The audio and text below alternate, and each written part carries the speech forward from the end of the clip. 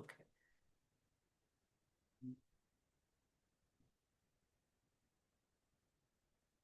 अभी जो टॉपिक है विश्व बंधुत्व का है, उसके बारे में सर बोले।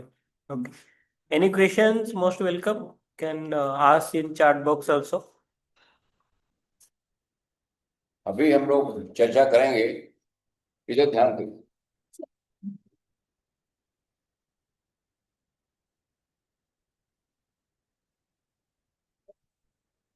जो इसके पहले सेशन में उसके बारे में कोई और क्वेश्चन है या कुछ और पूछना चाहता है?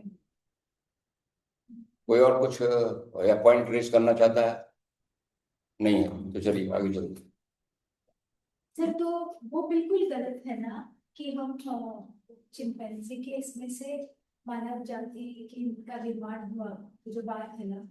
डार्विन की बात बोल रहे हैं। डार्विन हाँ, डार्विन का सिद्धांत को थियोसॉफी ये कहती है ब्लॉट्सकी। डार्विन का सिद्धांत जो है, डार्विन के कई कई सिद्धांत है, उसमें से कुछ सही है कुछ गलत है। ये चीज गलत है कि मनुष्य जानवर से बंदर से मनुष्य बना है, वो गलत है। इनफैक्ट इस किताब में नहीं लाया है, बल्कि वो कहती हैं बल्कि बंदर मनुष्य से बना है, बंदर मनुष्य से बना है, इसमें हम नहीं लाए हैं। वो सीक्रेट डॉक्ट्रिन में है। ऐसा था कि जब मेल फीमेल अलग हुए और उसमें मन अभी डेवलप नहीं था, तो उस समय जानवरों का मेल फीमेल पहले अलग हुआ। जानवरों का जो स्तनपायी जानवर है उसके बाद मनुष्य का। तो जो मेल मनुष्य है वो फीमेल जानवर से संपर्क कर बैठा अज्ञानता में।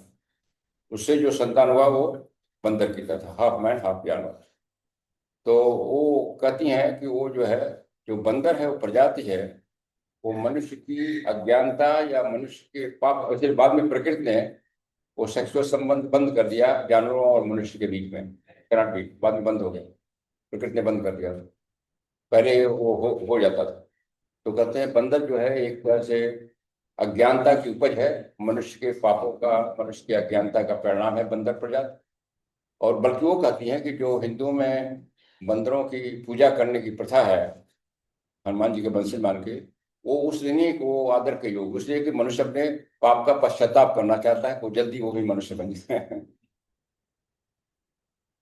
तो ये सब चीजें उसमें लाई गई। तो और क्या था आपका?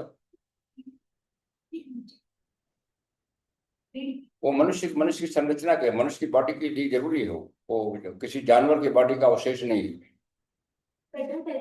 बच्चे भी स्पेशली जिसको टेल बोन कहते हैं, टेल बोन कहते हैं, नुकीला होता है नीचे टेल बोन। वो थियोसॉफी के अनुसार वो ये नहीं दिखाता कि हम जानवर से बने, वो संरचना है मनुष्य की।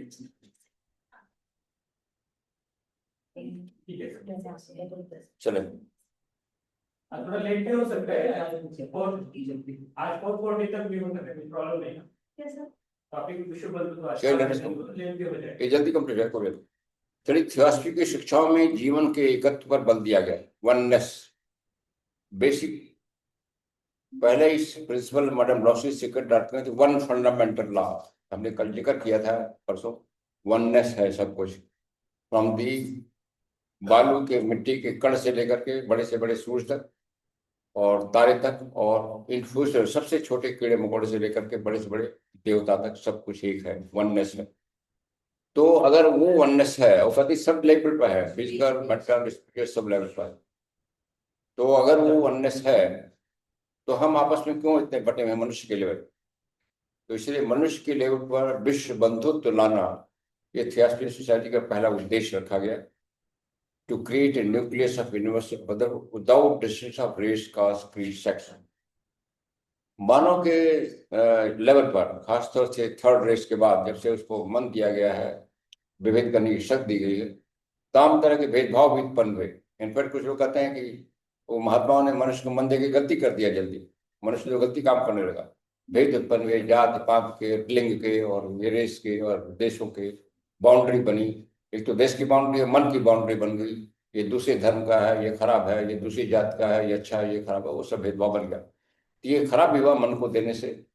तो ये जो है, लेकिन इसीलिए सब शिक्षा रहेगी कि ये सब जो खराबी है ये आर्टिफिशियल है, ये अज्ञानता है, और इसके पीछे जो सत्य है सब कुछ एक है, उसकी तरफ जाइए। सब कुछ, सब लोग भाई बहन हैं, सब लोग एक ही पिता की संतान है, भगवान की संतान। सब लोग उसी के हैं, चाहे वो किसी चमड़ी का हो, किसी लिंग का हो, किसी जात का हो, किसी देश का हो। तो ये भेदभाव हमें मिटाना है।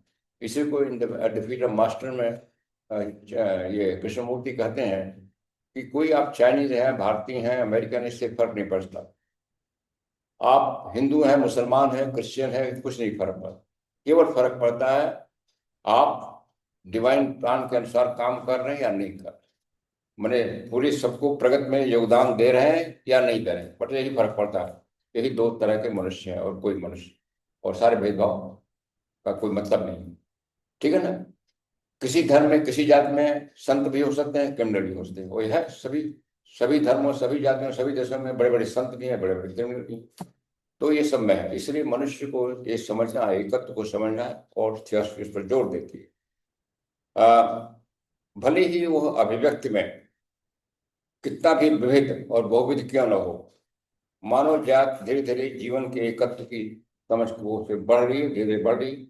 और उसी समझ से ही जो सोशल डिविल्स है वो हटाने का एक चेतना विकसित हो रही है। जैसे हमने कल एग्जाम्पल दिया दास प्रथा को, सती प्रथा को।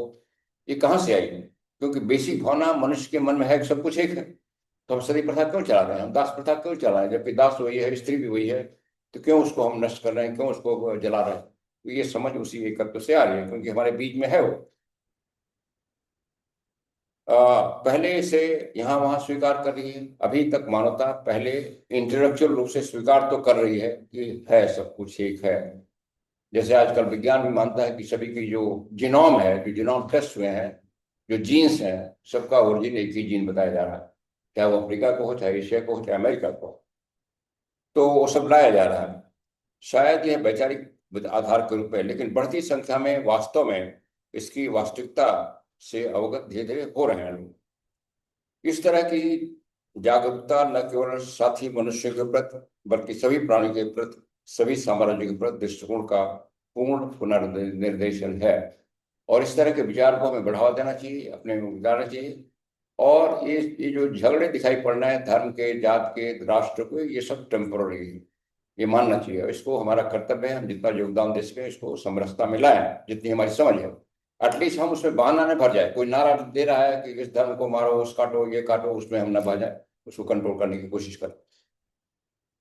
क्योंकि यह मान्यता प्रदान करती है कि सभी जीवन दिव्य है। जैसे सभी जीवन दिव्य है, जब सभी में पर ब्रह्म है, सभी वही है, तो कौन सा जीवन दिव्य नहीं है? सभी जीवन दिव्य है।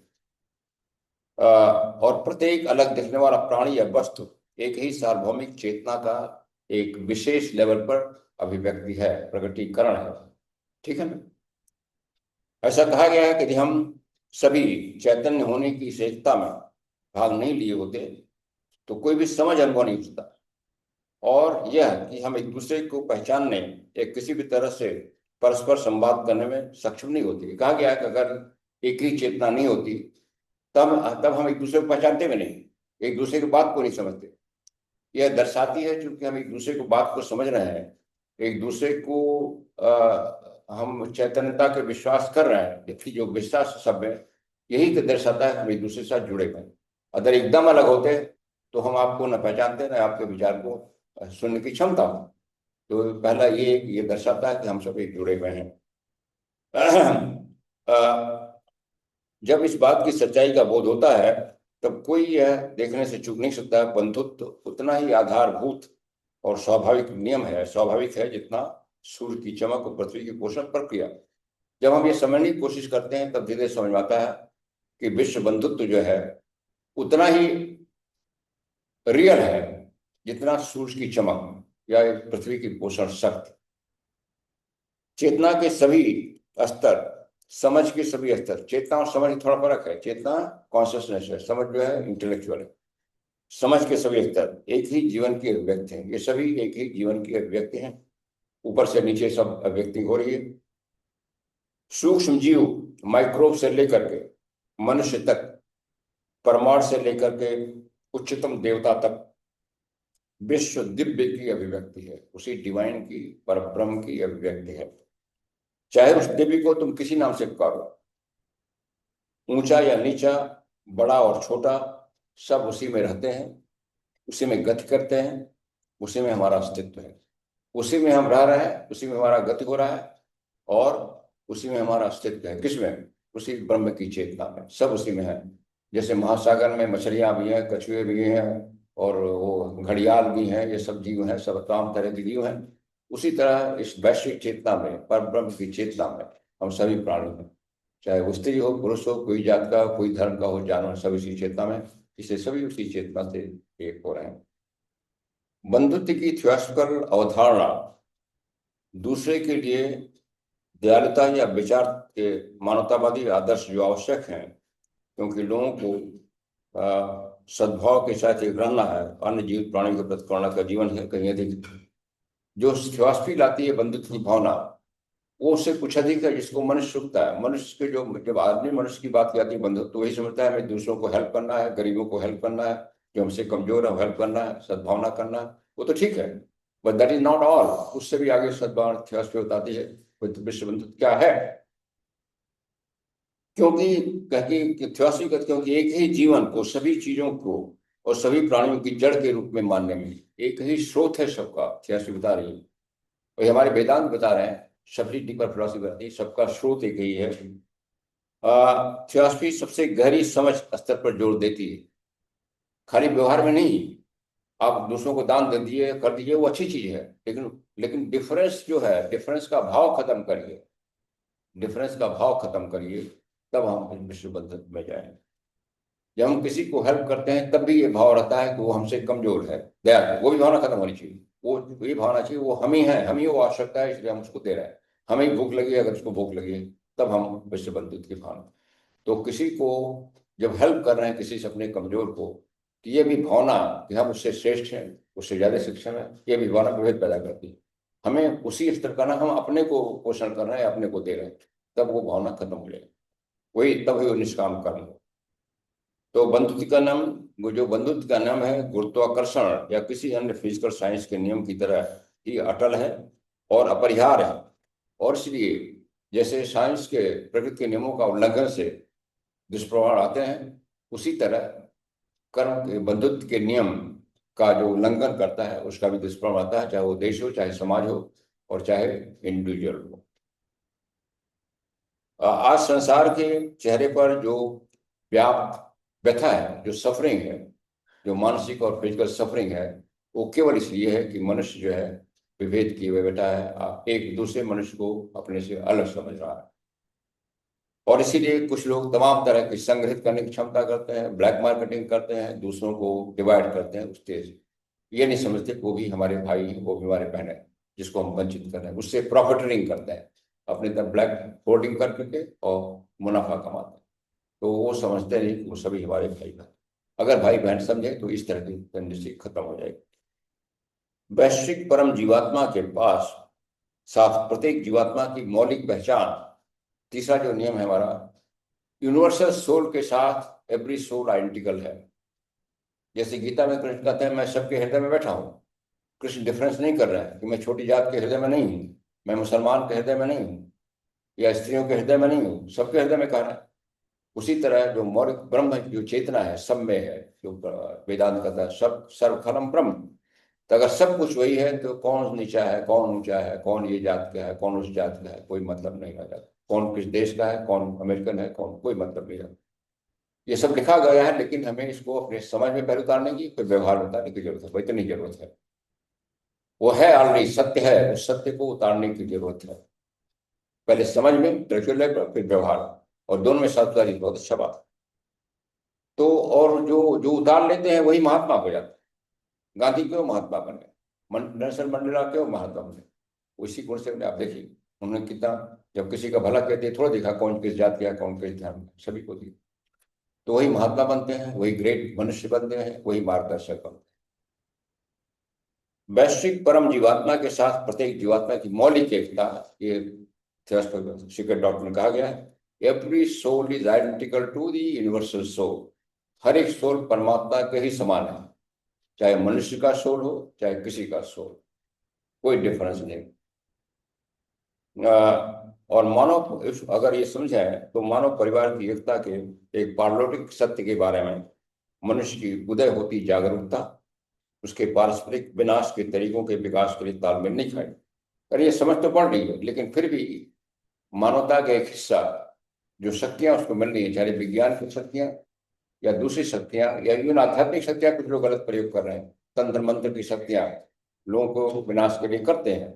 तो मनुष्य एक तरफ तो विश्व बंधुत्व की सोच कर रहा है, दूसरी तरफ जो शक्तियां मिल रही है उसका दुरुपयोग कर रहा है अपने ही साथी मनुष्यों की हानि पहुंचाने की। इसलिए जिसे वह अपना सर्वोत्तम हित मानता है उसे वह हिंसक तरीकों से प्राप्त करना जारी रखता है, चाहे वो उसके लिए उसके साथी मनुष्यों को कोई भी मूल्य चुकाना पड़े। यद्यपि चीजों की वैश्विक योजना में सेवा करने के लिए प्रत्येक का एक विशिष्ट कार्य होता है, किंतु वास्तव में हम सभी एक ही निकाय के सदस्य हैं और किसी एक को चोट लगना पूरे निकाय को चोट पहुंचती है।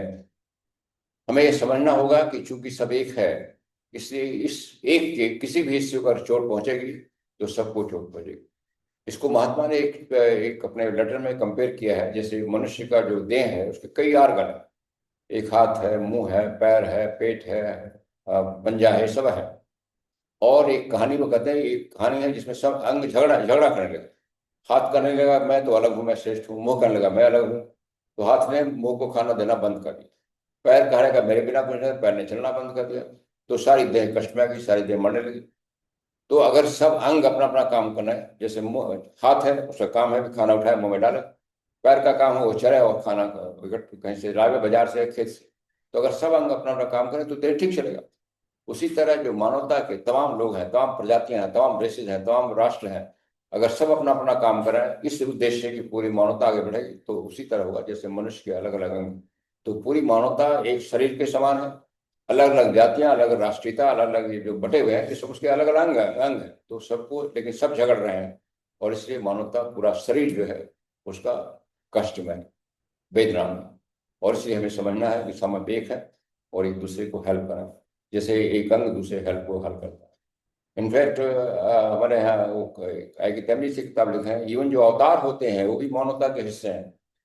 वो एग्जाम्पल देते हैं, जैसे आप नंगे पांव चल रहे हैं और आपके पैर में कांटा चुभ गया, तो जो हाथ होता है अपने आप नीचे जाता है कांटा निकालने के, हाथ कोई आदेश नहीं देता। इसलिए जब मानवता की गड़बड़ाने लगती है तो अवतार अपने आप उतरते हैं, उनका ड्यूटी बन जाती है उतरे और उस कष्ट से कांटा निकालें।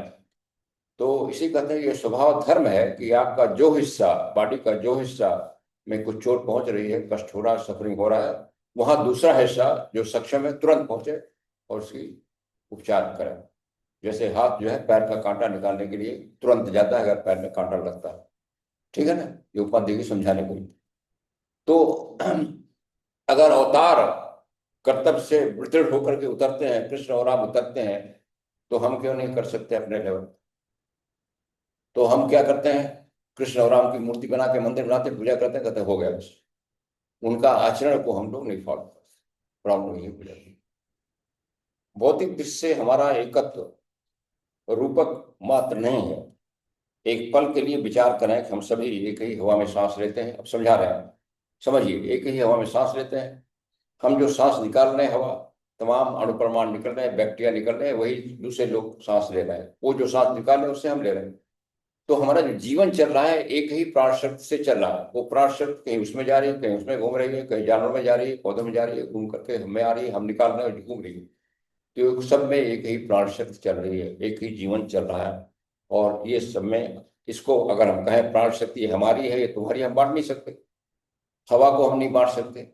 तो अगर प्रदूषण है तो सब प्रभावित होंगे, अगर कोरोना आई तो सब प्रभावित होंगे। उसमें कोई नहीं होगा कि वो हिंदू है, मुसलमान है, वो पंडित है, वो पूजा कर रहा है, वो मंदिर जा रहा है, मजे और बच जाएगा, कोई नहीं बचेगा, सब प्रभावित होंगे। तो ये जो नेचर है वो तो ये लेसन दे रही है, सब कुछ एक है, और लेकिन हम उसको सीख नहीं पा रहे हैं, जल्दी सीखें।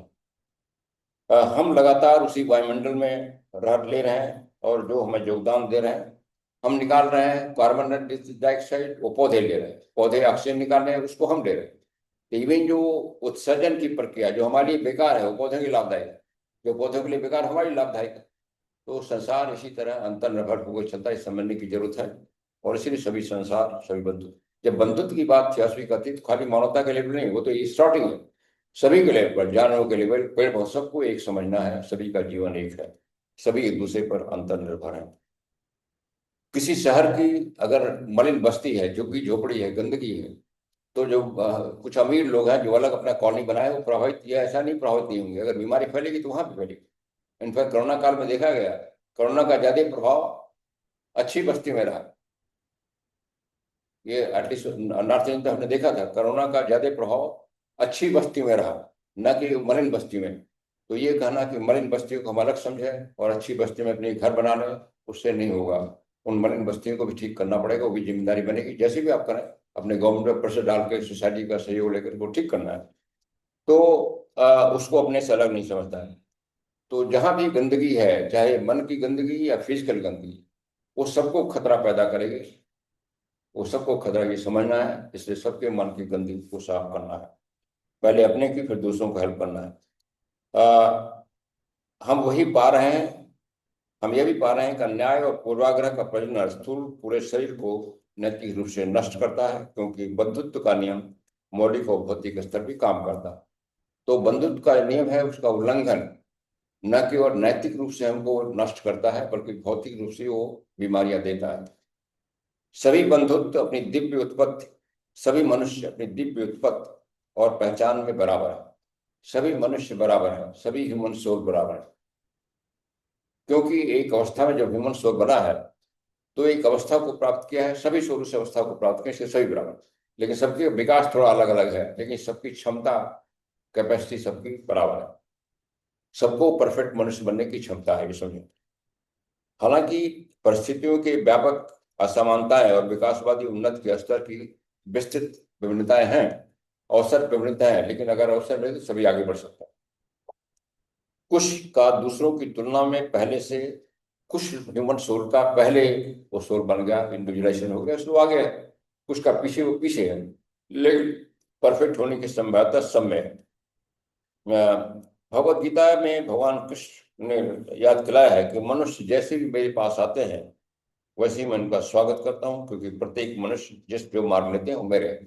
तो मनुष्य का जो विकास चल रहा है, अलग अलग स्तरों पर चल रहा है, कुछ अलग अलग ढंग से प्रतीत होता है, वो सब उसी दिव्य चेतना की ओर जा रहा है, कृष्ण की ओर जा रहा है।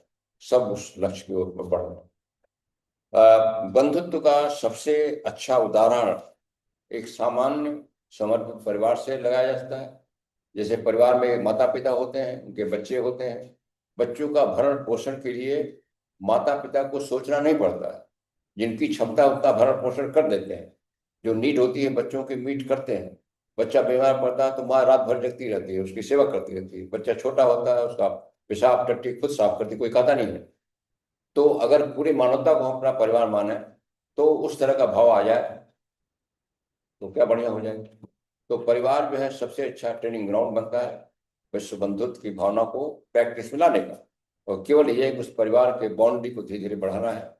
और जो महामानव होते हैं, इसलिए विश्व को अपना परिवार मान करके सबको उसी भाव से सहायता करते हैं, जैसे एक माता पिता अपने बच्चों या कोई भाई बहन अपने भाई बहनों का समय में नीड में सहायता करता।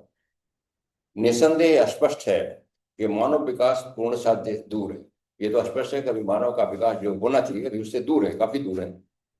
और पूरे मानव इतिहास में बंधुत्व की अभिव्यक्ति छिटपुट और खंडित रही। अभी कुछ लोग समझते हैं, कुछ लोग नहीं समझते। वही आदमी कभी समझता है, कभी नहीं समझता। कभी बड़ा किसी को हेल्प कर देगा, कभी उसको दुश्मनी कर देगा। ये सब चल रहा है।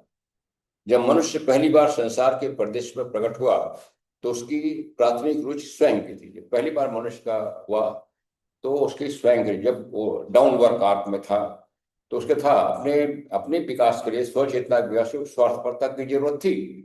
लेकिन हम अब टर्निंग पॉइंट पर घूम गए हैं। ये सब इतिहास से बताती है, अब टर्निंग पॉइंट को घूम चुके हैं। मेच्योरिटी की जो लोएस्ट पॉइंट उसे पहुंच करके ऊपर जाने का क्रम शुरू हो गया है महान विकास के लिए। इसे हमें समझना है, स्वार्थपरता जो किसी समय हमारी उपयोगी थी, अब वही स्वार्थपरता हमारे विकास में अवरोध पैदा करेगी, और इसलिए उससे हटना। और इसीलिए इस समय विश्व बंधुत्व का लाया गया, जिसमें थियोसॉफी कौन लगी। लेकिन कोई प्रश्न? धीरे धीरे उनकी रुचि परिवार समूह के बच्चों से देखभाल के लिए आगे बढ़ती है, समाज में बढ़ती है। और जैसे जैसे युग बीतते गए और लाखों तीर्थयात्रियों द्वारा विकासवादी पथ पर यात्रा की गई, बंधुत्व की अवधारणा का धीरे धीरे विस्तार हुआ है। उदाहरण के लिए एक समय में जैसे समुदाय की दासों की प्रथा को नामल माना जाता था, बधुआ मजदूर अपने यहाँ भी थे, अभी कुछ है। किसी मजदूर को कुछ पैसा ऋण दे दो, उसके लिए उनको जिंदगी भर काम करो, उसको बधुआ मजदूर का ये नॉर्मल माना जाता था। धीरे धीरे चेतना जगी भी तो गलत है। उसी तरह अमेरिका में हुए कि चेतना धीरे धीरे निकल रही है। पहले दासों का नीलामी होती थी बाजार में, कौन कितने का खरीदेगा। तो धीरे से मनुष्य की नीलामी कैसे हो जा रही है। इसी तरह स्त्रियों को बहुत नीचा, स्त्रियों को वेद पढ़ने का अधिकार नहीं था, स्त्रियों को ये करने का अधिकार नहीं था, वो नहीं था, तमाम चीजें थी। धीरे धीरे वो हट रहा है, धीरे धीरे चीजें हट रही है। लेकिन अभी भी कुछ मानसिकता अभी हमारी पूरी तरह साफ नहीं हो पाई, उसको पूरा साफ करना चाहिए। लेकिन प्रकृति उस दिशा में काम कर रही है और उसमें हमें सहयोग देना है। संसार के बढ़ते साधन, बढ़ते अंतर्राष्ट्रीय व्यापार के व्यवसायिक लाभों और हर जगह के लोगों के सार्वजनिक साझा संस्कृति बनती जा रही है। जो ग्लोबल व्यापार हो रहा है, ग्लोबल ये इंटरनेट आईनेट जो आ गए हैं, ये सब इसमें हेल्प कर सकते हैं। लेकिन संभव मनुष्य जो है उसको भी दुरुपयोग कर रहा है, उसको भी। और एक बड़ा कुछ लोग उसको भेद बनाने की उसमें उस साधनों का उपयोग कर रहे हैं। यहाँ तक कि नस्लों के बीच जो शत्रुता का विस्फोट अभी हो रहा है कुछ कुछ देशों में, जैसे अभी आप देखें अमेरिका में नए शासन काल में कुछ हो रहा है, भारत में कुछ, कई देशों में कुछ हो रहा है, ऐसी चीजें, ये सब टेम्पररी हैं। और ये सब संकेत है कि हम जब, जैसे ये कहते हैं, जब चीज उगलने लगती है तब चीज पकने लगती है। इसमें शायद उबाल पर है सब कुछ, और इसलिए सब कुछ बहुत गड़बड़ लग रहा है। शायद वो मीठा हलवा बनने जा रहा है इसके बाद, शांत बनने जा रही है। तो कुछ लोग इस विचार के हैं कि इसमें जो गड़बड़ी दिखाई रही बहुत लेवल पर, शायद वो एक ऐसा स्टेज है जब उबल जाती है, सब कुछ है, उबलने लगती है, और फिर ठंडा होकर के मीठा पकवान या मीठा रस्सी बनती है। कुछ लोग अनुभव है, तो उससे घबराने की जरूरत है, लेकिन उसमें हमें योगदान देना है कि उबाल थोड़ा कम हो और जो रेसिपी बने बढ़िया बने। तो इस तरह से विकास की योजना को देखना है, और ये बोध करते हुए कि हम में से प्रत्येक अनिवार्य रूप से वही फसल काटता है जो बोता है। कर्म के नियम को समझना है, और जितना हम बोते हैं वही काटते हैं। इसलिए हम अपना जो बीज है वो लोगों की भलाई के लिए, सर्व कल्याण के लिए लगाना है। ताना बाना हम अपनी जिम्मेदारी बुनते हैं, और वो ताना बाना हम ठीक से बुने, जिससे हमारा जो अगला जीवन और ये जीवन दोनों शुद्ध हो। निरंतर प्रयास, यह दृढ़ विश्वास यह अनिवार्य रूप से आएगा। यह तो विश्वास है, विश्वास भी दिलाती है कि तो अनिवार्य रूप से विकास होगा, लेकिन हमें उसमें आलसी नहीं बन जाना, हमें प्रयत्न करना है। ये कहा गया है कि ईश्वर की इच्छा है सबका विकास करना, लेकिन ईश्वर की इच्छा के माध्यम मनुष्य के बिना नहीं हो सकता। God's will cannot be implemented without man's will. Man उसका एजेंट है कोई डिवाइन प्लान का। तो मनुष्य को एफर्ट करना पड़ेगा उस व्यवस्था को लाने के लिए, बिना उसके एफर्ट के नहीं हुआ। जैसे फोर्थ अटलांटिस में मनुष्य नहीं किया, पूरी सृष्टि पूरी सभ्यता नष्ट कर दी गई। इसलिए मनुष्य का रोल है इस पूरे विकास में, और उसको सहयोग करना है प्रकृति के नियमों का। द वॉइस ऑफ साइलेंस के सब प्रवेश द्वार, उसे सेवन पोर्टल्स हैं, उसके खंड में कहा गया तीर्थयात्री से कुछ प्रश्नों के उत्तर देने के लिए कहा गया है। एक है, क्या तुमने अपने हृदय और मन को सभी मानव जात के महान मन हृदय के अनुरूप बना लिया है? क्या तुमने अपने मन और हृदय को, जो पूरी मानव जात है, उसके मन और हृदय के अनुरूप बना लिया है? मैंने उसके दूसरों की अवस्था को तुम समझ रहे हो? नहीं, केवल अपनी अवस्था को समझ के आगे बढ़ रहे हो। इसका मतलब क्या है? बुद्ध और ईसा मसीह दोनों द्वारा सिखाया गया करुणा का गुण, करुणा का गुण सबसे गुण में सर्वोत्तम गुण माना जाता है, कंपैशन। और ये गुण बुद्ध और क्राइस्ट की शिक्षाओं में सबसे ज्यादा है, करुणा का गुण। जो दोषी है, पापी है, जो आप पर नुकसान करे, उसके प्रति करुणा का गुण है। हमारे पुराणों में भी है, लेकिन उतना एम्फेसिस नहीं जितना बुद्ध और क्राइस्ट की शिक्षाओं में है। करुणा का गुण अंतिम महान गुण है, जिसे हर साधक को पूरी तरह से प्राप्त करना चाहिए। Compassion is the law of laws कहा गया भाषा, लॉ ऑफ लॉज, मानव के आचरण के लिए। युग पुराने पथ पर चलने वाले निष्ठावान तीर्थयात्री से सभी जीवित प्राणियों के साथ पूरी तरह से सामंजस्य में होने और मनुष्य के प्रति उसी तरह प्रेम करने जैसे वे अपने भाई हों, एक ही शिक्षक के शिष्य हों, एक प्यारी प्यारी माँ के बेटे हों, इस तरह व्यवहार में लाने के लिए कहा गया है। सबको यह समझना है, सभी मनुष्य एक ही माँ के पुत्र हैं, एक ही माँ के पुत्र हैं, एक ही गुरु के शिष्य हैं, और इस तरह सभी मनुष्यों के प्रति प्रेम करना। यही मांग है सभी दार्शनिक सिद्धांत वाइस इसमें से कोई भी नहीं जानता कि वह किसी अन्य के संबंध में इस मार्ग पर कहाँ है। हम सभी मार्ग पर चल रहे हैं, लेकिन हम में से कोई नहीं जानता हम किस स्तर पर हैं। वो जानने की कोशिश भी नहीं करनी चाहिए, थोड़ा बहुत अंदाज लगा सकते हैं, लेकिन हमारा ये धर्म हो जाता है। ये हम जान जाते हैं हमारे पीछे कुछ है, हमारे आगे कुछ है, इतना हम जानते हैं। तो हमारे पीछे जो है, हमसे जो कम डेवलप्ड है, चाहे चेतना में, चाहे समझ में, चाहे उसमें, ये हमारा काम होता है, उसको हम सहारा दें, तो अपने आप हमें अपने सच्चाई लोगों से सहारा मिलना शुरू हो जाएगा। ये प्रकृति का नियम है। तो जितना हम सहारा दूसरों को देंगे, उतना ही सहारा हमें ऊपर से दूसरों से मिलेगा, अपने से सक्षम लोग। जो आध्यात्मिक, जो महात्मा लोग हैं, हमसे आगे बढ़ गए हैं, उनका सहारा तभी हमें मिलेगा जब हम अपने से कमजोर लोगों का सहारा अपनी शक्ति भर कर रहे हैं। इसके बीच में अनगिनत क्रम है मनुष्य के विकास में, इसलिए एक दूसरे का मूल्यांकन करना हमारी अनुचित है। सभी अलग अलग सीढ़ियों पर है, इसलिए यह कहना कि वो अभी कम विकसित है, वो अच्छा विकसित, उसकी कहने की जरूरत नहीं है। आप खाली समझने की जरूरत है, उसको हेल्प करने की जरूरत है। सभी अपने अपने स्थान पर, उचित स्थान पर हैं। मानव बंधुत्व की परीक्षा एक गंभीर परीक्षा है। मानव बंधुत्व की परीक्षा एक गंभीर परीक्षा है। ये परीक्षा हर क्षण होती है। आप भीड़ में जा रहे हैं, आप अनजान व्यक्ति से कैसा बर्ताव कर रहे हैं, वही परीक्षा आपकी शुरू हो जाती है। वो व्यक्ति कैसा कपड़ा पहना है, कैसा बोल रहा है, कैसा कर रहा है, कैसे आप उसका प्रत्युत्तर आप दे रहे हैं, कैसे रिएक्शन कर रहे हैं, वैसे शुरू हो जाता है। मनुष्य की अभी बंधुत्व की एक परीक्षा का और सामना करना है, सभी जीवन के साथ। एक तो पहले मानवता के साथ, उसके बाद सभी जीवन के साथ। पशु, पेड़, मिनरल, सभी का हम नुकसान किए जा रहे हैं, उसको बर्बाद, एक्सप्लॉइट किए जा रहे हैं। उसको बंधुत्व वहां तक हमें पहुंचना है, बंधुत्व तक, मनुष्य तक तो पहुंचना ही है। फिर सभी चीजों के, सृष्टि में सभी योनियों के साथ बंधुत्व की भावना को लाना, क्योंकि मनुष्य सभी योनियों का बड़ा भाई है। हम आगे आ चुके हैं, वो सभी हमारे छोटे भाई हैं। इसलिए छोटे भाई का कोई नुकसान हमें नहीं करना है, चाहे पशु हो, चाहे पेड़ पौधे हो, चाहे मिनरल। मिनरल का नुकसान क्या होता है? मिनरल का दुरुपयोग है। जैसे पानी मिनरल क्यों करता है? अब पानी से नहा, अपने बॉडी को नहाने के लिए, साफ करने के लिए तो जरूरी है, कितना पानी चाहिए? 1 बाल्टी पानी चाहिए। अगर हम झरना खोद दिया और 10 बाल्टी पानी निकालना है, तो पानी को नुकसान कर, वो हार्म करना मिनरल। तो इस सिद्धांत में पूरा इकोसिस्टम आ जाता है, वातावरण आता है। हम उतना ही संसाधन इस्तेमाल करें जितना हमारे अस्तित्व के लिए जरूरी है। जैसे एग्जाम हो गया, नहाने के लिए अगर 1 बाल्टी पानी है, तो हम 10 बाल्टी क्यों इस्तेमाल करें? वो पानी बर्बाद कर रहे हैं। अगर हमारे हॉल में एक पंखे से काम चलता है, तो 4 पंखे क्यों लगा रहे हैं? या चला क्या लगे, चला क्यों रहे एक साथ? तो ये सब भी उस सारे सिस्टम में आ जाएगा कि बंधुत्व के सिस्टम में हम जो चीज को बर्बाद कर रहे हैं, वो किंगडम का वो चीज है, मिनरल का हिस्सा है, और हम उसके प्रति अन्याय कर रहे हैं, और फिर उसका दूसरों से वंचित कर रहे हैं। जैसे नल में पानी आ रहा है, हम नल को हमने खुला छोड़ दिया, बाहर आया, तो कहीं न कहीं दूसरा कोई, किसी को पानी नहीं मिलेगा। दूसरा पानी के साथ हम अन्याय कर रहे हैं, हिंसा कर रहे हैं। ये सब छोटी छोटी चीजें हैं, ये सारे सिद्धांत का यूनिवर्सल ब्रदरहुड में आ जाएंगे मिनरल लेवल पर।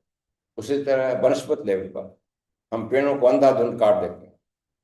फल फल जितना हमें खाने की जरूरत है तोड़ेंगे, बट अंधाधुंध कच्चे फल ये सब तोड़ ताड़ के वो आर्टिफिशियल पका के बाजार में बेचना, वो सब जो है मानवता के विश्व बंधुत्व के खिलाफ जाता है। अपनी प्रॉफिट के लिए हम कच्चे फल को तोड़ करके आर्टिफिशियल पका के बेचने लगते हैं। वो नुकसान भी करता है, खाली हमें प्रॉफिट देता है जो बिजनेसमैन उसको करता है। वो मानता है नेचुरली पकने दीजिए, थोड़ा कम प्रॉफिट आएगा, थोड़ा सा देर से आएगा, तब उसको बाजार में बेचिए।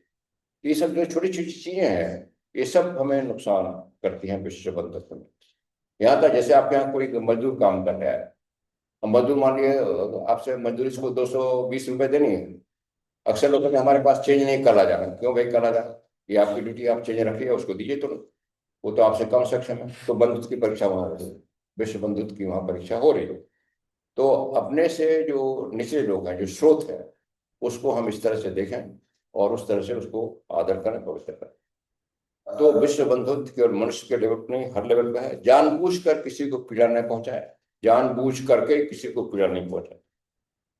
लोग अपने जीवन में थियोसॉफिकल सिद्धांतों को लागू करने का प्रयास, जानबूझकर पीड़ा पहुंचाने का। एक महाभारत में कहानी आती है, मैं आपको कह दूं, और ये ब्रॉडस्की ने कोट किया है। जब महाभारत का युद्ध हो गया और कृष्ण ने गीता का उपदेश दे दिया, कि कर्म से ही सारे प्रभाव आते हैं, तब लोगों को पता चला कि कृष्ण अवतार पुरुष हैं। और कृष्ण जब युद्ध के बाद सबसे मिलने जाते हैं, गांधारी से मिलने जाते हैं, तो गांधारी उनसे पूछती हैं, कृष्ण ये बताओ, तुमने जो कर्म का सिद्धांत दिया है कि मनुष्य को कर्मों का प्रभाव झेलना पड़ता है, मैं पिछले 50 कर्मों को देखती हूँ, मैंने कोई ऐसा खराब नहीं किया कि मेरे 100 पुत्र मार दिए गए। क्यों मेरे 100 पुत्र मार दिए गए? गांधारी कोई शक्ति पिछले 50 जन्मों को देख सकती है। तो कृष्ण थोड़ा सा मुस्कुराते हैं, वो तो अवतार है। कहते हैं, गांधारी तुम केवल 50 जन्मों को देख पा रही हो, मैं तुम्हें 51वां जन्म दिखाता हूँ। तो कृष्ण उसके चेतना को 51 जन्म दिखाते हैं, और उसमें देखते हैं गांधारी, वो एक 14-15 साल की लड़की है उसमें, और एक चींटियों की बिल है, बॉम्बी है, उस पर तेज धार से पानी डाल रही, और चींटियां मर रही और ताली पीती है। जैसे कुछ बच्चे नटखट होते हैं ना, जानवरों को मार करके और ताली पीटते। अब कृष्ण कहते हैं, देखो गांधारी, तुमने 51वां जन्म है, मैंने आज से पीछे 51वां जन्म है, जितनी चींटियों को जानबूझ करके मारा था, उतने ही तुम्हारे पुत्र मार दिए गए। तो जानबूझ के किसी प्राणी को कष्ट नहीं पहुंचाना है, अनजान में बचना है, लेकिन जानबूझ के तो बिल्कुल बचना है। जानबूझ के अगर प्राणी कष्ट पहुंचाएंगे तो बहुत ही दुख होगा। ये कहानी महाभारत में है, और उसको मैडम ब्लॉक्सकी ने कोट किया है, ये जो है ये गांधारी वाली। फिर दिवासा साइंस में हमें सर्च मिलता है, करुणा बोलती है और कहती है, क्या तब आनंद हो सकता है जब सभी प्राणियों को कष्ट झेलना पड़े? क्या तुम बच जाओगे और पूरे संसार की कहानी सुनोगे? ये शब्द तो बोले जाते हैं जब प्रबुद्ध जीवात्मा यात्रा के अंत पर पहुंचता है, और यदि चाहे तो पुनर्जन्म के चक्र से मुक्त हो सकता है। किंतु वाणी पूछती है, क्या जीवात्मा अपने साथियों से कष्ट में छोड़ करके संतुष्ट है? यहाँ वह विकल्प चुनता है, या तो शुद्धता के द्वार को पार करके वह मानवता की आवाज सुने और सहायता के लिए लौट आए, अंत तक निस्वार्थ बना रहता है। यहाँ एक सिद्धांत लाया गया है थियोसॉफी ऑफ महायान बुद्धिज्म में, कि जब मनुष्य को मोक्ष प्राप्त करने की अवस्था का अधिकारी हो जाता है 5वें दीक्षा में, तो उसको कई चॉइस मिलते हैं। उनसे एक चॉइस है कि निर्वाण मोक्ष हो जाए, ब्रह्म की एनर्जी बन जाए, सांसारिक रूप से काम करे। दूसरा ये चॉइस होती है कि उसके मन में आता करुणा जगती है, हम तो यहाँ तक पहुंच गए, हमारे पीछे जो मानवता है वो करा रही, वो बेकार है, उसको सहायता की जरूरत है, तो हम तो मोक्ष ले लेंगे, उनका क्या होगा? तो वो अपनी करुणा में उस मोक्ष को त्याग करके वापस आता है, उसको शंकरी घर वापस आना, लौटता है, नदी पार करके फिर वापस आ जाता है, अपने उन भाइयों बहनों को सहायता करें जो अभी उस स्थिति में पहुंच गए। लोग कहते हैं वही बुद्ध बनते हैं। बुद्ध का मार्ग, बुद्ध सिद्ध का मार्ग वही है जो अपने मोक्ष के पुरस्कार को भी त्याग देते हैं मानवता की भलाई के लिए, अपने शरीर को यहीं रोक लेते हैं, सुन शरीर को, पूरी मानवता। इसे कहते हैं, बुद्ध ने प्रतिज्ञा किया है, तब तक हम मोक्ष नहीं स्वीकार करेंगे जब तक पूरी मानवता हमारे लेवल पर इस पृथ्वी पर नहीं पहुंच जाती, तब वो उस पृथ्वी को छोड़ेंगे। ये बुद्ध के बारे में और कई हमारे महात्माओं के बारे में है, और इसलिए उनको सबसे महान माना गया इस त्याग को। तो वही लाया गया है कि जो जब पहुंचते हैं मोक्ष के द्वार पर, पीछे से मानवता कराती है, क्या हमको छोड़ के आप चले जाएंगे? तब उनका ध्यान पीछे जाता है, करुणा से भर जाते हैं, कहते हैं हम वापस आ रहे हैं, और वही मानवता के उद्धारक बनते हैं। तो इस तरह जो है जीवन का जो समझना है कि हमें अपना हाईएस्ट पुरस्कार भी त्यागना, हाईएस्ट पुरस्कार निर्वाण है, मोक्ष है, उसके लिए त्याग रहना, जो इतिहास भी ले जाता है। मास्टर के पत्र ने एपिसनेट में लिखा है, शब्द शब्द विश्व बंधुत्व एक निष्क्रिय शब्दावली नहीं है।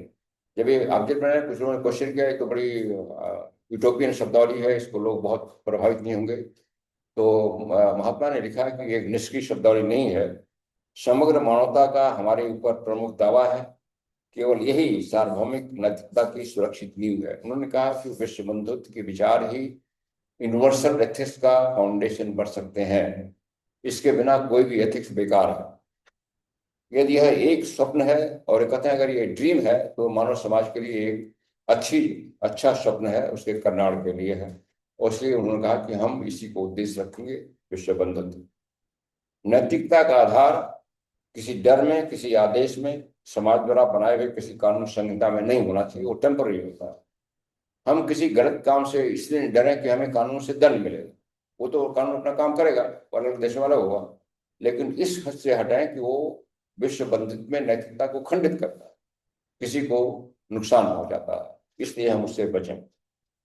और वो रियल नैतिकता है, जब अपने आप समझें कि ये क्या गलत है क्या सही है, और जब वह जानता है कि प्रत्येक दूसरे से जुड़ा है तथा अपने भाई को प्रगति के लिए स्वयं जिम्मेदार है, तब वह सही नैतिकता के अनुसार कार्य करेगा। मनुष्य विश्व बंधुत्व के बोध और उसके गंभीर अभ्यास के बिना अन्य सभी ज्ञान व्यर्थ है, बल्कि हानिकारक हो जाता है।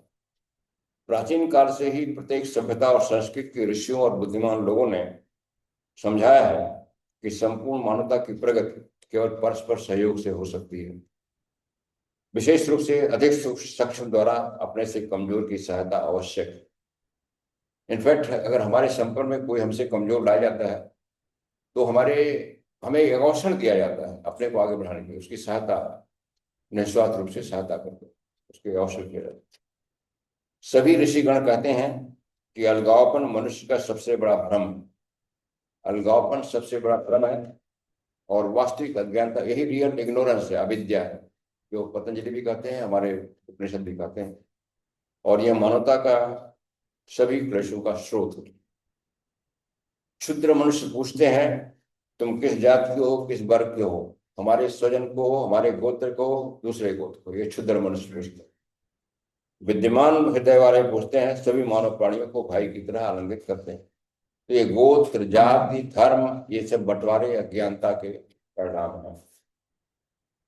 मानवता की प्रत्येक इकाई की विशेषता में बनी हुई विविधता के अंदर एकता प्रकृति का नियम है।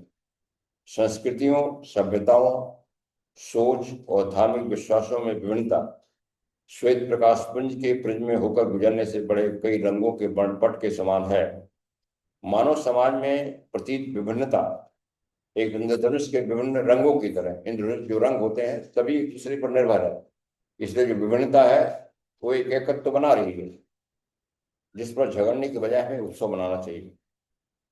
वो कैसे कहा गया है, प्रत्येक जीवित प्राणी के विशिष्ट मूल्य की पहचान, हर एक जीवित प्राणी का एक विशिष्ट मूल्य है, विशिष्ट कैरेक्टर है, उसकी पहचान ये जीवन के प्रति सम्मान, सभी जीवन के प्रति, सभी के प्रति करुणा, सभी अलग अलग व्यक्तियों के स्वयं के लिए सत्य को प्राप्त करने की आवश्यकता के साथ सद्भावना तथा सभी प्रथाओं के प्रति आदर। ये समझे कि सभी जीव उस प्रगति के रास्ते में है, सभी प्रगति कर रहे हैं अपने अपने स्तर पर, और इसलिए सभी का सम्मान करना है, सभी की स्थिति को सम्मान करना है, किसी को घृणा नहीं करना है, द्वेष नहीं करना है, सभी को अपनी क्षमता पर सहायता देना है। विश्व बंधुत्व की अवधारणा एक जीवन के विचार से आधारित है, एक ही जीवन है, इस पर आधारित है। सब जगह एक ही जीवन है, एक ही चेतना है, और उसकी हम भागीदारी कर रहे हैं। चार्ल्स डार्विन के साथ एक साक्षात्कार में ब्रॉड्स्की ने कहा था, विश्व बंधुत्व एक सार्वजनिक या साझा जीवन, कॉमन सोल पर आधारित है। सबका सोल एक कॉमन है, वो जानवर का ग्रुप सोल नहीं, परमात्मा जो एक परमात्मा है, इस विश्व का सोल है, सब उसी के हिस्से हैं, इसलिए वो कॉमन सोल है सभी का, और इसलिए सब भाई हैं, सब भाई बहन हैं। सभी मनुष्यों का एक साझा जीवात्मा है, इसलिए बंधुत्व या फिर सामान्य समझ संभव है। मनुष्यों को उस अवधारणा पर लाओ जब वे सुरक्षित होंगे। प्रत्येक मनुष्य के अंदर एक दिव्य शक्ति है जिसे उसके जीवन का शासन करना है, और जिसे कोई भी महानतम ज्ञानी या मायावी भी बुराई के लिए प्रवृत्त नहीं कर सकता। जब मनुष्य के अंदर विश्व बंधुत्व की भावना हो जाती है तो कोई भी अज्ञानी, कोई भी दुष्ट आदमी उसको विचलित नहीं कर सकता। मनुष्यों को अपने जीवन के इस शक्ति को मार्गदर्शन में आने दिया जाए, और तब उसका किसी मनुष्य दानों से कोई डर नहीं रहेगा। जब मनुष्य विश्व बंधुत्व को मानता है तो किसी से डरता नहीं, और जब किसी से डरता नहीं तो किसी से घृणा नहीं करता, सबसे प्रेम करता। विश्व में सब कुछ रिलेटेड, संबंधित है, रिलेटेड नेचर, रिलेशन में है, और अन्योन्याश्रित है, एक दूसरे पर डिपेंड, इंटरडिपेंडेंस है, कि केवल अनुभूति ही हमारे सभी सरल और सामान्य कार्यों में व्यक्त होकर केवल सभी के समावेशी की पर्याप्त समझ, जिससे उच्चतम स्तर के एकत्व, एटवनमेंट जिसके हम सक्षम है, का प्रोत्साहन ही प्रत्येक व्यक्ति में हमारे संसार के प्रभावी शांति ला सकता है। केवल विश्व बंधुत्व भी, सबके साथ एकत्व की भावना ही इस संसार में शांति ला सकता है, जो शांति की कामना सब लोग करते हैं, पीस की कामना करते हैं। ब्रॉड्स्की ने सारभूत मनुष्य बंधुत्व का वर्णन कहा है कि रक्त संबंध की तरह के, जैसे एक माता पिता से जो बच्चे पैदा होते हैं कहता है ये ब्लड रिलेशन में कहा जाता है ना, ब्लड रिलेशन। तो चूंकि सभी मानव के सभी प्राणियों के माता पिता तो एक ही है, कौन है? परमात्मा। तो सभी में रक्त संबंध है, ब्लड कहती है, ये उस रक्त संबंध को समझो। सभी एक ही के सोर्स, सबका एक ही है, ब्रह्म है, वही सबका पिता है एक तरह से। तो सभी भाई बहन हैं, सभी का रक्त संबंध है। तो जो रक्त संबंध अपने परिवार में मानते हैं वही रक्त संबंध वास्तव में पूरी मानवता में है। कोई उस रक्त संबंध से बाहर नहीं। और उसको समझेंगे तो मां विश्व बंधुत्व को समझेंगे। मानव जीवन का नियम, धर्म, कर्तव्य है जिसके द्वारा मनुष्य अपनी स्वयं की दिव्यता का अनुभव करता है। किंतु त्याग के उच्चतम नियम यज्ञ या त्याग द्वारा वह मानवता के साथ बंधुत्व और संपूर्ण प्रकृति के साथ एकत्व का अनुभव करता है। मनुष्य को जो त्याग बताया गया है, यज्ञ बताया गया है, इसीलिए वो विश्व बंधुत्व का अनुभव करे। ऐसी उत्तमता को प्राप्त करने के लिए मनुष्य को पके हुए आम के उपमा दी गई, मनुष्य को पके हुए आम के फल की तरह होना चाहिए। उसके मीठे गूदे को दूसरों को देना चाहिए और कठोर गुठली को अपने पास रखना चाहिए। मैंने दूसरे को सहायता करना चाहिए। अपनी जो परेशानी है उसके लिए उसको ज्यादा चिंतित नहीं होना चाहिए, वो तो कर्म के फल से ही निपट जाएगी।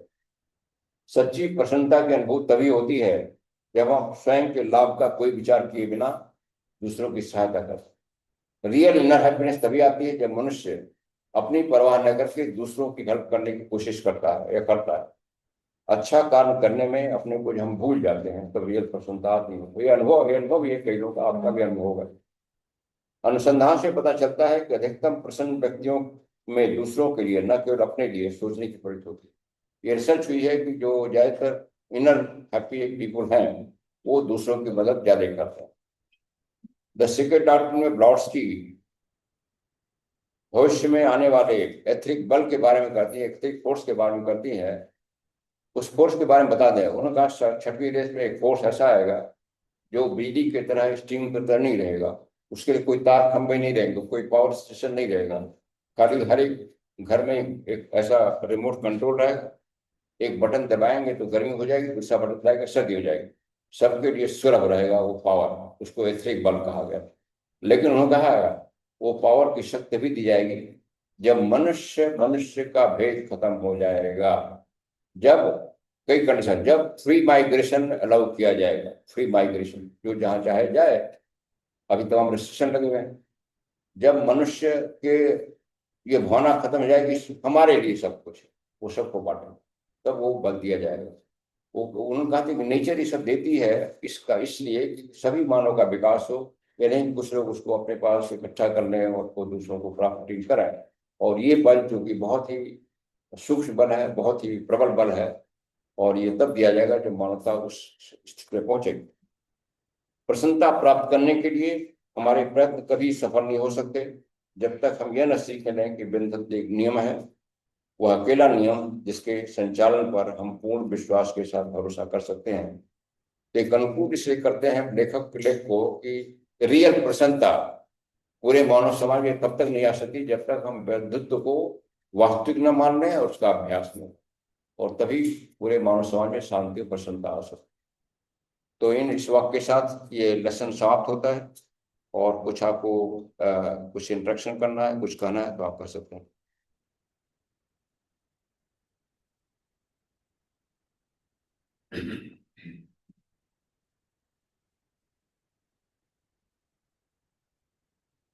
Anyone has questions? किसी को कुछ प्रश्न है तो पूछ सकते हैं जो ऑनलाइन से जुड़े हैं, स्टूडेंट्स हैं।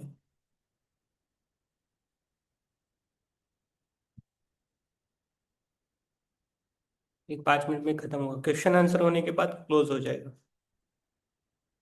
क्लियर करना, ये पूछना था, आपने जो सब एवेल्युएशन जो आपने नती का सब लोग सुना आपने जो एवेल्युएशन जो बोला ना, जो परिक्रमा है तो ये कैसा, मतलब कैसा मालूम पड़ा कि किधर से ये बोले जाए? अभी जो बात हो रही थी आकाशीय रिकॉर्ड की लंच के टाइम में, आकाशीय रिकॉर्ड में सब कुछ रिकॉर्ड है। उसको हम और आप नहीं पढ़ सकते, ये महात्मा लोग पढ़ सकते हैं, वहां से देख करके इन्होंने लिखा है। और पुराने जो जात के ऋषि थे उन्होंने इसका अभिलेख किया है और उसको उन्होंने फिर से टेस्ट किया अपने दिव्य दृष्टि से तो सही पाया इसने लिखी। आकाशीय रिकॉर्ड में सब कुछ मौजूद है। आज हम लोग अध्ययन करेंगे भी रिकॉर्ड, तो 1000 साल बाद कोई महात्मा पढ़ना चाहे तो पढ़ेगा कि इस साल में हम लोग एक स्टडी कैंप किए थे। लेकिन अभी की बुक में जो आपने जो बातें थी, हाँ, नॉलेज है वो कहाँ से आई, ये पूछना चाहते हैं। सीक्रेट, मोस्टली सीक्रेट डॉक्ट्रिन और महात्मा के लेटर्स से वो सोर्स है। मतलब इसमें एंड में हमने रेफरेंसेस दिए हैं किस किताब से लाए हैं, हाँ लेकिन वो हमारे जो महात्मा लोग ज्ञान दिए हैं वो सीधे देख करके दिए हैं, आकाशीय रिकॉर्ड से देख करके और अपना टेस्ट करके उसको परीक्षण करके। कई लोग देख करके उसमें भ्रम हो सकता है, तो कई लोग देखे टेस्ट के जो सही पाया वो उन्होंने दिया उनके लिटरेचर, उस लिटरेचर से लेकर के हमने अनुवाद करके इसको लिख दिया।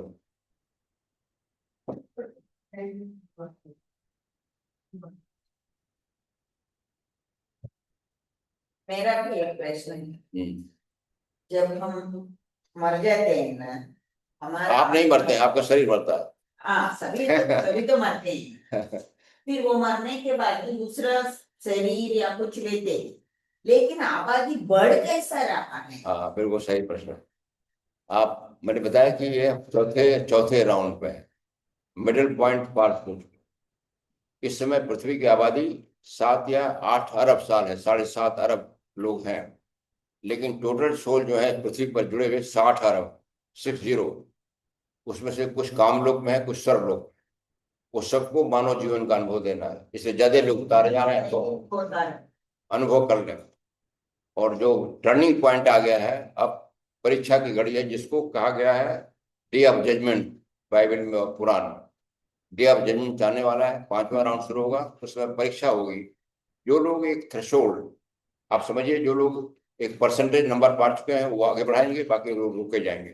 ये परीक्षा का समय है, उस परीक्षा की एक एस्टिमेट प्लेन में मिला था।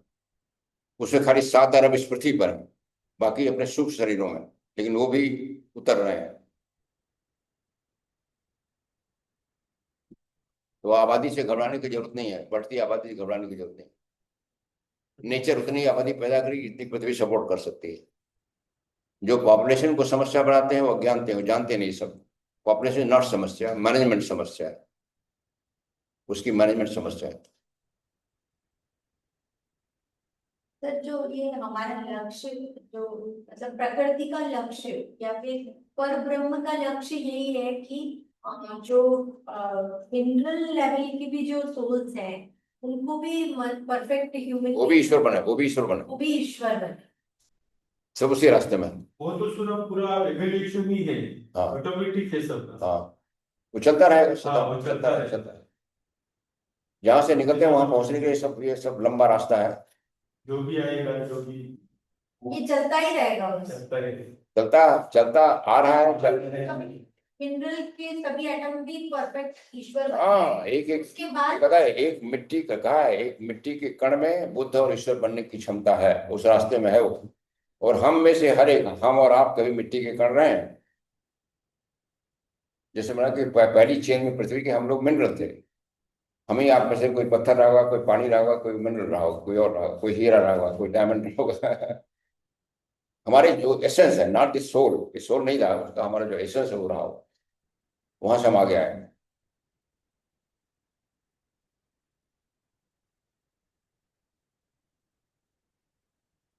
हमें क्या करना चाहिए?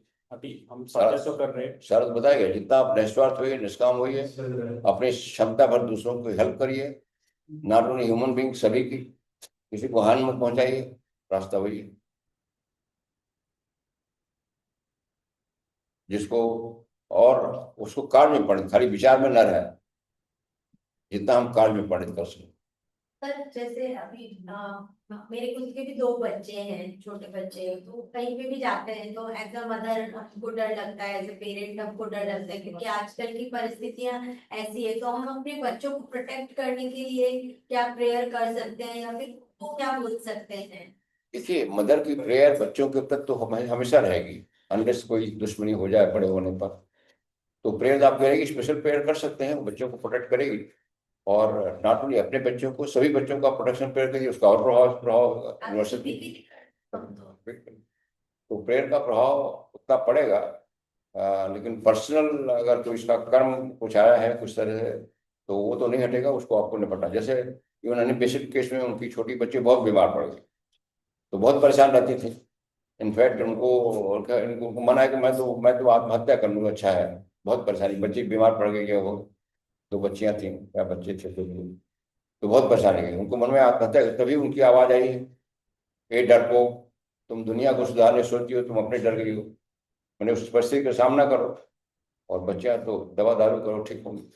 तो ऐसी परिस्थिति आती है, आदमी घबरा जाता है अपने बच्चों की बीमारी से, अपनी बीमारी से, तो उसमें हमें धैर्य रखना है और जो भी क्षमता है उस पर सपोर्ट करना, समझा करके।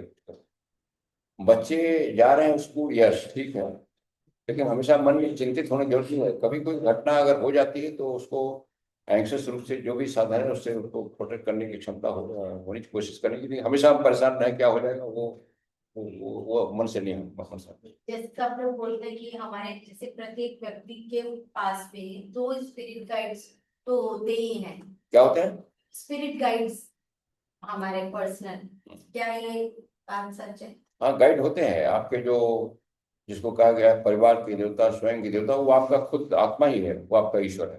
जो हायर आत्मा है वो आपका गाइड है, उसी को उन्होंने बाहर का देवता कह दिया है। बाहर का देवता किसी इंडिविजुअल के लिए काम नहीं कर रहा है, वो पूरे लॉ के अनुसार काम कर रहा है सबके लिए, लेकिन आपका जो सोल है, जो विशुद्ध है, वही आपका ईश्वर है। इसलिए बाइबल में कहते हैं कि आपका ईश्वर, आपका पिता हमारे अंदर है, जो आत्मा, उसको थ्योरसी हायर सेल्फ का, वो गाइडिंग फोर्स दे रहा है। जैसे कहना अंतर चेतना की आवाज से आप गाइड कर रहा है, लेकिन हम अंतर चेतना की आवाज को सुनते नहीं, उसको दबा देते हैं, वही हमारा गाइड है। और जैसे कर्म के उसमें लेक्चर में आया कि कर्म जो हम करते हैं तो वो भी हमें काशन करता है कि हम ये करें या नहीं करें, काशन कर रहा है, लेकिन हमारा जो निचली प्रवृत्ति है, निचली इच्छाएं हैं, उससे हम आकृष्ट होकर के उसका कहना नहीं मानते, और इसलिए कर्म खराब कर देते हैं। अगर उसका कहना माने तो कर्म नहीं खराब होगा। तो जो गाइड है, जो देव है, देवता है, सब आपके अंदर है। कोई बाहर का देवता गाइड इंडिविजुअल नहीं गाइड, वो तो नियम के अनुसार सब पर सब सृष्टि का जो फोर्सेस है उसको, उसका उत्तरदायित्व निभा रहा है। उसी को कह रहा है पुराणों में, आपका गाइड है, आपका देवता है। फिलॉसफी कहती है वो देवता है, लेकिन वो आपके अंदर ही है। आपका आत्मा ही आपका देवता है। आई एम आत्मा परम ब्रह्म, वो आपको गाइड कर रहा है। केवल जरूरी है हम उस गाइड को समझें, उसको उसका पालन करें, बस इतना जरूरी है। There is one concept also कि हायर सोल रहते हैं हमारी, हम छोटे इसमें हैं, और वो कुछ कनेक्शन ऐसा कुछ है क्या? देखिए, कनेक्शन सबका है, सब इंटर संबंधित है, लेकिन सब कर्म के नियम कोई उल्लंघन नहीं करें। इवन हम ईश्वर से हम हमेशा कनेक्टेड हैं, परमात्मा से, परब्रह्म से, लेकिन मनुष्य के लेवल पर जो सेल्फ रिस्पॉन्सिबिलिटी है, जो हमने कर्म किया है, उसके प्रभाव से निपटाने का किसी को अधिकार नहीं दिया गया इस नियम, इस प्रणाली। स्वयं परम, जैसे फिलॉसफी कहती है स्वयं परब्रह्म वो नियम है, और परम सबसे ऊपर है। तो कोई भी आपका इष्ट देव, कोई भी जो जिसको आप मानते हैं, किसी को अधिकार नहीं है कर्म के बयान कुछ आपको दे दे, या जो आपने नहीं जो आपने किया है उसका कुछ ले ले। इसलिए की जो 86 में एक आएगा, कुछ कल चेक करेंगे, जब मैडम ब्लॉस्की से किसी ने पूछा do you believe in God, तो उत्तर आता है यस, नहीं भी नहीं आता। उत्तर ये आता है कि इस पर निर्भर करता है आपके गॉड के, ईश्वर के बारे में धारणा क्या। अगर आपकी धारणा यह है कि कोई ईश्वर, कोई बाहरी इस ब्रह्मांड के बाहर बैठा हुआ है और वहां से कंट्रोल कर आपकी भाग्य नियंत्रित कर रहा है और मनमौजी है, किसी को दुख बीमारी की दे रहा है, किसी को संपत्ति दे रहा है, तो ऐसा कोई भगवान नहीं। यदि आपकी ये धारणा है कि कोई ऐसा भगवान है जिसकी पूजा करके आप कुछ खुश करके कुछ प्राप्त कर लेंगे जिसके लिए आपने कर्म नहीं किया है, या आप पूजा नहीं करें, नारायण कुछ आपसे छीन लेगा, तो ऐसा कोई भगवान नहीं। तो नेक्स्ट प्रश्न आता है कि क्या फिर आप किसी में नहीं बिलीव करते? तो प्रश्न उत्तर आता है हम बिलीव करते हैं। अब आता है किसमें बिलीव करते हैं, तो कहते हैं हम डिवाइन प्रिंसिपल बिलीव करते हैं, जो हर कण कण में व्याप्त है, जो नियम के अनुसार सब काम चल रहा है, उसमें बिलीव करते हैं। और एक जो हमारे पूर्वज है या फैमिली ट्री में जो ओल्ड सोल ने हमारे फैमिली ट्री में कुछ कर्म किए, अच्छे हो बुरे हो जो भी है, उसका अभी के जो बच्चे हैं उनको उसका प्रभाव होता है क्या? वो संस्कार जो आते हैं वो मिले हैं हमें, उनसे कुछ संस्कार तो मिले हैं। संस्कार उस तरह का नहीं, जो वृत्तियां मिली हमें, फिजिकल वृत्तियां, फिजिकल खाना। पितृश्राप जो बोलते हैं ना, पितृश्राप श्राप वो कुछ नहीं है, कुछ वृत्तियां आती हैं जिसको हम उनसे धारण करते हैं। जैसे जिसको हेरिडिटी बीमारी की बात की जा रही है, हेरिडिटी बीमारी नहीं है, बट उनका चूंकि शरीर में वो बीमार थी, इसलिए हमें वो बीमारी पनप गई, वो सब हमारे पास है। और उनके कुछ गुण थे, कुछ गुण हमारे में आते हैं, माता पिता के कुछ तो आते ही हैं, उतना तक आते हैं, लेकिन हर एक सोल का कर्म अलग है, इनका कर्म अलग है, हमारा कर्म अलग है। हाँ। हम माता पिता के पुण्यों से अपने बुरे काम करते हैं, या माता का पिता के पुण्य कार्य किया, उससे हमारा उद्धार नहीं हो सकता, हमें अपना पुण्य करना पड़ेगा, अपना अच्छा काम करना पड़ेगा। इसीलिए बुद्ध का पुत्र बुद्ध नहीं बनता है, न बुद्ध का पिता बुद्ध रहता है। बुद्ध अपने कर्मों से बुद्ध बने, उनका पिता राहुल बुद्ध नहीं बन गया बुद्ध के कर्मों के फल से, और न उनके पिता बुद्ध बन गए। महात्मा गांधी का पुत्र महात्मा गांधी नहीं बन गया महात्मा गांधी के कर्मों से, ठीक है ना। तो हर एक सोल का अपना कर्म है। माता पिता से उसको प्रेरणा, उसका एक आदर्श उसको मिल सकता है, गाइडेंस मिल सकता है, लेकिन काम अपना उसको करना है। और इसलिए जो विश्वास आ गया हमारे पुरखे हमको बचा लेंगे, हमारे इसलिए बचा लेंगे, वो सब अंधविश्वास है। सर आपके अकॉर्डिंग जैसे आपका पर्सनल ओपिनियन क्या है, मतलब जैसे कि परब्रह्म हम बोलते हैं, है ना, divine supreme power which is running in every atom, तो उसको देखा तो नहीं जा सकता। न देखा जा सकता, न सुना जा सकता, न चखा जा सकता, हाँ केवल अनुभव किया जाता है। अगर अनुभव करने की आपकी इच्छा हो, हाँ उसके लिए अनुभव करने के शुद्ध हृदय होना चाहिए। शुद्ध हृदय का मतलब उसमें सारी नेगेटिव भावना खत्म हो जाती है, द्वेष ईर्षा ये सब भटका जाए, और सबके लिए करुणा हो, तब आप उसको अनुभव कर पाए। और वो अनुभव मतलब अपने आप ही आएगा। आएगा। हाँ, करेक्ट। और कहते हैं उसका एक ही रास्ता है, आप लोक कल्याण का कार्य करते जाइए, निस्वार्थ कार्य करते जाइए, और अपने दोषों को जानबूझ करके हटाते जाइए, पहचान के हटाते जाइए, आपको अनुभव होने लगेगा। आपको अनुभव, वो जो इनर पीस आएगी, जिसको आनंद कहा जाता है, सच्चिदानंद जो अनुभव होगा, उसका वर्णन शब्दों में नहीं किया जा सकता, लेकिन वो होगा। बस वो अपने आप फील हो जाती है कि बस हम उससे कनेक्टेड Correct. हो रहे हैं। वो ये फिर वो बाहर ही नहीं है, वो तो हमारे अंदर ही है। कनेक्शन, जब कनेक्शन करते हैं तब कोई बाहर है, वो हमारे अंदर है, खाली हम उसको रियलाइज नहीं कर रहे हैं, उसको समझ नहीं पा रहे। तो जो अहम ब्रह्मास्मि की जो स्टेज है वो इसके बाद की होती है। वही हमारी शक्ति उसमें कम नहीं होती और बढ़ती है। तो यह है, इसलिए कहा कि प्रकृति को देखिए, प्रकृति कैसे काम करती है, उसके अनुसार काम करिए। जैसे नेचर भी अनकंडीशनली देता है, तो वही अब नेचर जैसे आम का फल लगाइए, मीठे आम का, वो कहीं भी लगाइए, किसी देश में लगाइए, किसी धर्म में लगाया, फल तो ही देगा, अगर उसको खाद पानी ठीक से मिला है, ठीक है ना। वो तो भेद नहीं करेगा ना।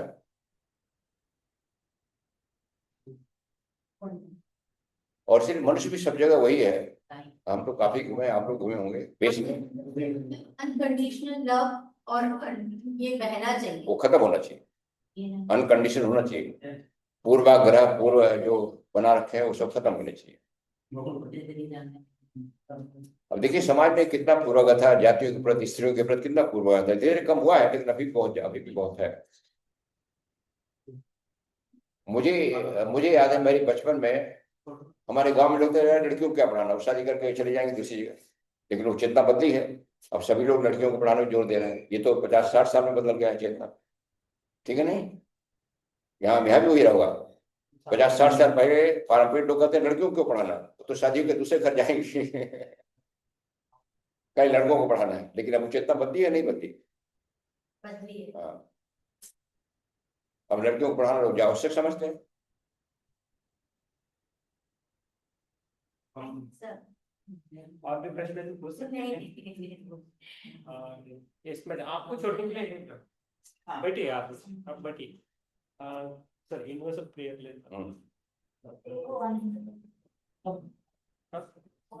अब मोबाइल कैंप का बोल रहे थे। हाँ, एक मिनट बैठिए, एक मिनट, हाँ या वो चल रहा था। 2 मिनट बैठिए। देखो, एक तो हम बनारस में कैंप कर रहे हैं 13, 14, 15 मार्च को, उसका रजिस्ट्रेशन शुरू हो गया है। उसमें 3 दिन है, 13, 14, 15 मार्च। 12 से वहाँ निवास मिल जाएगा आपको, और 12 के डिनर से और 15, 16 के ब्रेकफास्ट तक, और रहने का खाने का 25 वाले 21 कुछ है, हाँ 25-21 को मैसेज भेजा है। और एसी रूम का 3100 है। तो एसी रूम बहुत कम है, एसी की जरूरत नहीं पड़ेगी।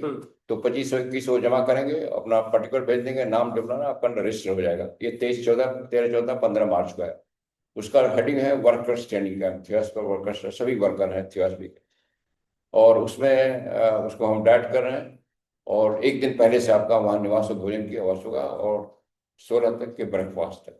अगर एक्स्ट्रा रहेंगे तो उसका अलग से चार्ज ले लिया जाएगा। एक दो दिन मान लीजिए आप बनारस घूमना चाहते हैं, ये चाहते हैं, तो आप परमिट कर दिया जाएंगे, लेकिन एक्स्ट्रा आपको फूड और उसका दिया जाएगा।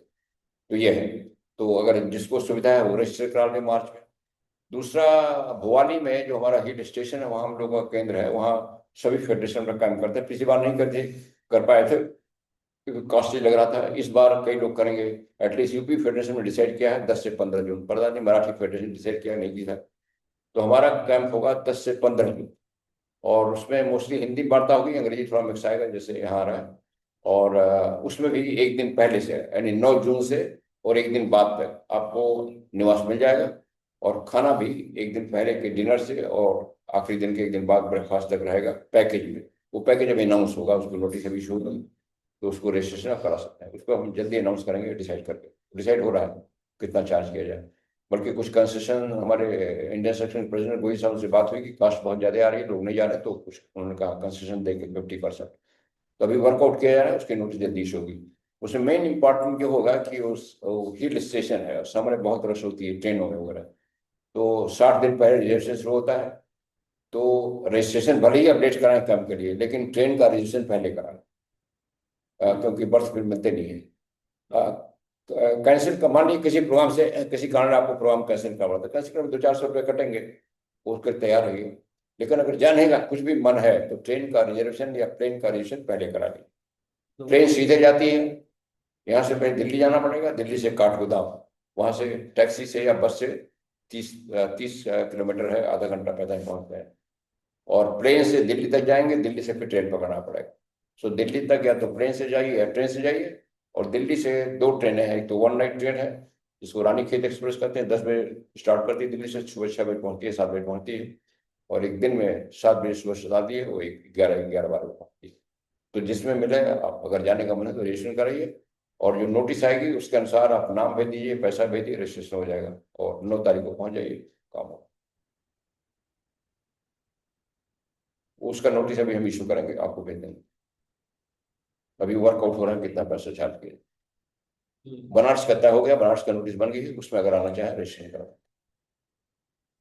बट उसमें भी मार्च तो 13 मार्च को मीन्स 12 को पहुंचना है, तो 12 मार्च, 12 फरवरी, 12 जनवरी रजिस्ट्रेशन तो पता नहीं है बर्थ मिलेगा नहीं मिलेगा, पहले देख लीजिए बर्थ मिल रहा नहीं मिल रहा। तो 60 डेज पहले रिजर्वेशन शुरू हो जाता है, कुछ ट्रेन में मिल जाए आपको, कोई जरूरी नहीं। बनारस से यहाँ कोई ट्रेन है डायरेक्टली? डायरेक्ट ट्रेन है, तो उसमें देखिए अगर नहीं मिल जाता तो भाई चेंज करके मिल जाएगा। अगर डायरेक्ट मिल जाए तो बहुत अच्छा है। अगर जाना है तो पहले ट्रेन रिजर्वेशन करा लीजिए। और ये मेंबर बनना बनना पड़ेगा, ऐसा नहीं है ना? हाँ, उसमें ये रूल है, क्योंकि हमारे एकोमोडेशन लिमिटेड होते हैं, तो मेंबर्स को प्राथमिकता दिए। नॉन मेंबर एडमिट करने के प्रोवाइडेड अगर हमारे पास एकोमोडेशन है, लेकिन नॉन मेंबर से भोजन का रेट वही चार्ज किया है, लेकिन एकोमोडेशन का रेट 1.5 गुना चार्ज कर। अगर मेंबर से मान लीजिए 400 रुपये चार्ज कर रहे हैं कमरे का, तो नॉन मेंबर से 600 रुपये। प्रोवाइडेड में जगह रहेगी, पहली प्रायोरिटी तो मेंबर को देखें। फॉर्म इथं आहेत किशोर, फॉर्म आहे इकडे, एक फोटो आणि आधार कार्ड लागेल। एक मैंने आज 2 दिए फॉर्म, किसी ने फॉर्म भरे नहीं है अभी तक, तो मुझे भर के दीजिए कल तक, नहीं तो ये मंथ में मैं भेज देता हूँ कोई इस फेडरेशन को। तो आपका डिप्लोमा कार्ड आता है, कल मैं थोड़ा डिप्लोमा कार्ड लेके आता हूँ। फेडरेशन इंडियन सेक्शन को देगा, भेजेगा। और जब इंडियन सेक्शन को भेजेंगे तब आप मेंबर माने जाएंगे, खाली फॉर्म भरने से नहीं माने जाएंगे। हाँ, और ये हमारे गोवा में लॉज है अभी, सत्यम लॉज थियोसॉफिकल सोसाइटी करके, तो हम अलग अलग कार्यक्रम ले सकते हैं, और हमें भी वो भोवाली जा सकते हैं कम चार्जेस में। वैसा अभी उन्होंने बोला तो अडीआर में भी रहता है हर साल, तो दिसंबर एंड को रहता है 29 से लेके उसके अलावा स्कूल ऑफ विजडम प्रोग्राम होता है, अभी भी चल रहा है, साल भर चलता है। हाँ, साल भर चलता है, तो उसमें भी हम जा सकते हैं। अभी इसको बंद कर दीजिए।